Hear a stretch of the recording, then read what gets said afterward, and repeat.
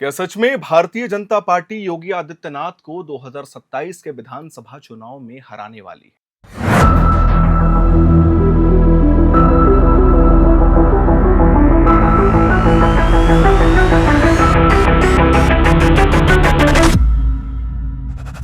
हैरान है ना? चलिए बताते हैं। 2024 के लोकसभा चुनाव के बाद भाजपा के भीतर जो परिदृश्य उभर कर सामने आया है, उसे लेकर पूरे देश भर में ये चर्चा आम हो चुकी है कि कहीं ना कहीं पार्टी के अंदर खेमेबंदी की स्थिति बन चुकी है। अब यह खबरें जानबूझकर भाजपा के ही कुछ लोगों द्वारा प्लांट की गई है या फिर विरोधी खेमे द्वारा इस नैरेटिव को हवा दी जा रही है, ये तो भविष्य के गर्भ में छुपा है। लेकिन वर्तमान हालात को देखकर इतना जरूर समझा जाता है कि बिना आग के धुआं नहीं उठता। 2024 के लोकसभा चुनाव में भाजपा को जो नुकसान हुआ, उसके कारण मोदी सरकार पूर्ण बहुमत से दूर रह गई थी और उसे गठबंधन का सहारा लेना पड़ा। अंततः इसके बाद यह चर्चा तेज हो गई कि यूपी में टिकट बंटवारे के दौरान योगी आदित्यनाथ की कहीं नहीं चलती है। कहा गया कि अमित शाह ने अपने इशारों पर और अपनी रणनीति के अनुसार अपने लोगों को टिकट दिलाया, जिसका योगी ने अंदर खाने विरोध भी किया था। सूत्रों और मीडिया रिपोर्ट्स के अनुसार योगी ने कई सीटों पर अपने दावेदारों की पैरवी की थी, लेकिन उनकी बात पूरी तरीके से खारिज कर दी जाती है केंद्र सरकार के द्वारा। स्थिति इतनी गंभीर हो गई कि अयोध्या जैसी सीट पर भी भाजपा को हार का सामना करना पड़ा था, जबकि योगी और मोदी सरकार के कार्यकाल में भव्य राम मंदिर निर्माण शुरू हो चुका था और हिंदुत्व पूरे देश में चरम पर बताया जा रहा था। जिस अयोध्या को हिंदुत्व का केंद्र माना गया, वहीं पर भाजपा की हार विपक्ष के लिए बड़ा हथियार बन गई। 2019 के लोकसभा चुनाव में जहां 75 सीटें जीती थी भारतीय जनता पार्टी में, वही 2024 के लोकसभा चुनाव में आखिर ऐसा क्या हो जाता है कि 36 सीटों पर गठबंधन के साथ भी सिमट जाती है। योगी सरकार पर लंबे समय से ब्राह्मणवाद बनाम ठाकुरवाद का आरोप भी लगता रहा है। कहा जाता है कि योगी सरकार में ठाकुरों का दरवाजा जो है और दबदबा जो है, वो ब्राह्मणों को कहीं ना कहीं दरकिनार कर रहा है। यह आरोप केवल विपक्ष ही नहीं लगाता, बल्कि पार्टी के अंदर के कुछ ब्राह्मण नेताओं की गतिविधियों से भी असंतोष की झलक मिलती है। हाल ही में कुछ घटनाओं ने इस खाई को और भी चौड़ा किया है।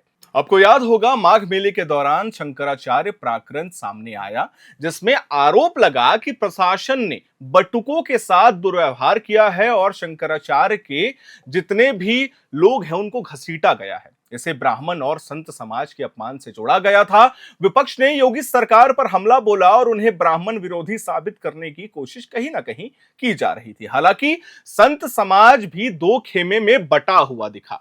अखाड़ा परिषद के कुछ संतों ने योगी सरकार का समर्थन किया, तो कुछ ने इस घटना को सनातन पर हमला बताया था। योगी सरकार ने इस मामले में झुकने के बजाय सख्त रुख अपनाया और संबंधित शंकराचार्य की वैधता पर ही सवाल उठा दिए थे। आपको वीडियो याद होगा, यह कहते हुए कि मामला न्यायालय में विचाराधीन है। इससे पहले यूपी के ब्राह्मण विधायकों की एक बैठक भी चर्चा में रही थी। बैठक का उद्देश्य सार्वजनिक नहीं हुआ, लेकिन प्रदेश अध्यक्ष ने इसमें शामिल विधायकों से ज्यादा तलब किया था।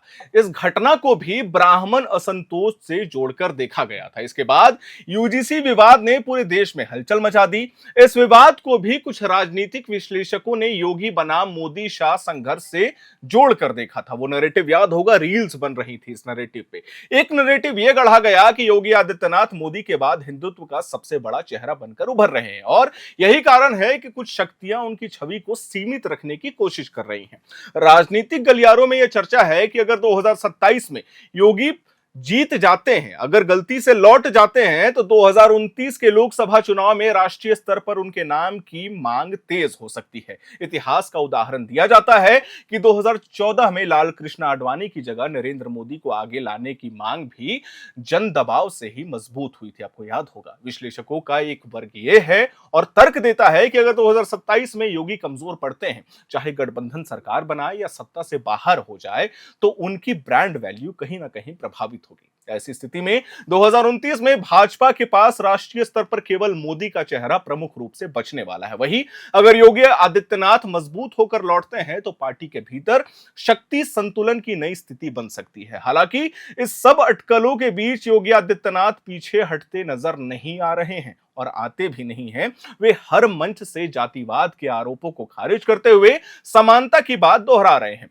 संघ प्रमुख मोहन भागवत के साथ उनकी बैठक और डिप्टी सीएम ब्रिजेश पाठक द्वारा बटुकों के सम्मान कार्यक्रम को भी इसी संदर्भ से देखा जा रहा है। फिलहाल सच्चाई क्या है, भाजपा का चिंतन क्या है, संघ की रणनीति क्या है, ये तो आने वाला समय ही स्पष्ट करेगा। लेकिन इतना तो तय है कि 2027 और 2029 के बीच की राजनीतिक विरासत जो है वो अभी चाल में है। इस पूरे परिदृश्य का एक दूसरा पहलू भी है। आपको याद होगा, मायावती जब अपने चरम पर थी तो एक नारा था उनके झंडे का, उनके लोगों का, ये महज एक हाथी नहीं, ये ब्रह्मा विष्णु महेश है। उस दौरान भी मायावती के पास 40 से अधिक ब्राह्मण विधायक मौजूद थे। सवाल ये कि अगर भारतीय जनता पार्टी के खेमे के जितने भी वोट बैंक हैं, अगर वो योगी आदित्यनाथ को समर्थन नहीं देंगे तो क्या वो मायावती के तरफ, बीएसपी के तरफ शिफ्ट हो सकते हैं क्या? ये सबसे पहला सवाल जो हम जनता से पूछ रहे हैं। दूसरा सवाल ये, कुछ ही दिनों पहले मायावती ने ये बड़े स्पष्ट रूप से कहा कि 2027 का चुनाव हम महागठबंधन यानी इंडिया अलायंस के साथ नहीं लड़ेंगे, हम अकेले लड़ेंगे। तो क्या ऐसा माना जा रहा है कि कहीं ना कहीं मायावती जो है वो अकेले लड़ना चाहती है? क्योंकि आप इतिहास उठा करके देख लीजिए, मायावती ने कभी भी भारतीय जनता पार्टी के वोट बैंक को कभी भी डिस्टर्ब नहीं किया है, उसे दरकिनार नहीं किया है, साइलेंटली अपनी राजनीति में सक्रिय रही हैं। तो क्या यह अनुमान लगाया जा सकता है कि कहीं ना कहीं भारतीय जनता पार्टी के जो वोट बैंक्स हैं, जो टिकट सेंट्रल गवर्नमेंट देगी विधायकों को, वो वोट बैंक कहीं ना कहीं बीएसपी की तरफ शिफ्ट तो नहीं होगा? ये सवाल हम जनता से पूछते हैं। अगर आपको इसका जवाब पता है और अगर आप इसे स्पष्ट रूप से बताना चाहते हैं तो हमें कमेंट बॉक्स में जरूर बताइएगा। मैं उम्मीद करता हूं आपको हमारी ये जानकारी, हमारी ये वीडियो पसंद आई होगी। इसे लाइक करें, शेयर करें, हमारे चैनल को सब्सक्राइब करें। कैमरे के पीछे मौजूद है मेरी सहयोगी रश्मि, मेरा नाम है हर्षित और आप देख रहे हैं एयर नाउ।